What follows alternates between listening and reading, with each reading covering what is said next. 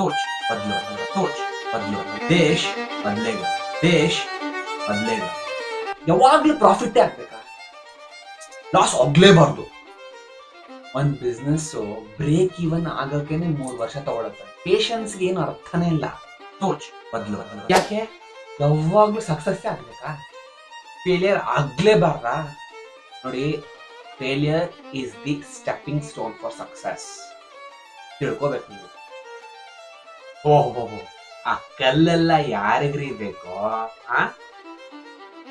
ಸೋಚ್ ಬದಲು ಅಷ್ಟನೇ ಬರ್ಬಾರ್ದಲ್ಲ nothing should be difficult everything should be easy ಹೆಂಗ್ರಿ if it is not hard then there is no fun ಯೋಚನೆ ಮಾಡಿ